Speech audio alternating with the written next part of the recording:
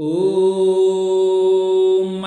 श्री नारायण हृदये स्तोत्रमन्त्रस्य भार्गव ऋषिः अनुष्टुपाच्छन्दः श्री लक्ष्मी नारायणो देवता। ॐ बीजं नमस्य शक्तिः नारायणायेति कीलकम् श्री लक्ष्मी नारायण प्रीतयर्थे जपे विनियोगः करण्यासः। ॐ नारायणः परं ज्योतिरिति अंगुष्ठाभ्यां नमः। नारायणः परं ब्रह्मेति तर्जनीभ्यां नमः। नारायणः परो देवा इति मध्यमाभ्यां नमः। नारायणः परं धामेति अनामिकाभ्यां नमः। नारायण परो धर्म इति कनिष्ठिकाभ्यां नमः। विश्वं नारायणेति करतलकरपृष्ठाभ्यां नमः।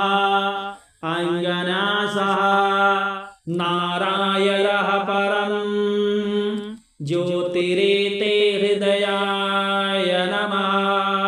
नारायणः परं ब्रह्मेति शिरसि स्वाहा। नारायणः परं परो देवी इति शिखायै वसते। नारायणः परं धामेति कवचायहो।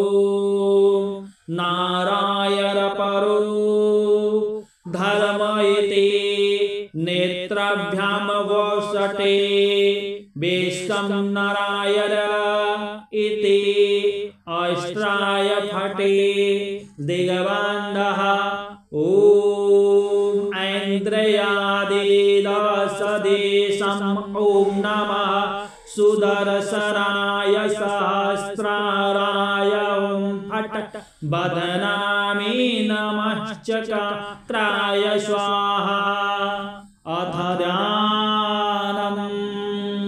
उदादादित्यसङ्काशं पीतवासं चतुर्भुजं शङ्खचक्रे गदापारिं ध्यायेल्लक्ष्मी पतिं हरेः।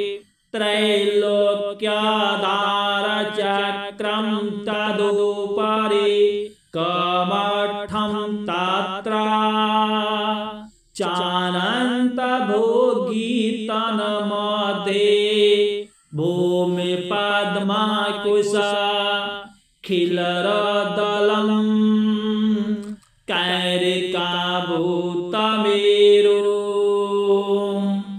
तत्र स्थं शान्तमूर्तिं मरीमय मुकुटं कुण्डलोद्भासितं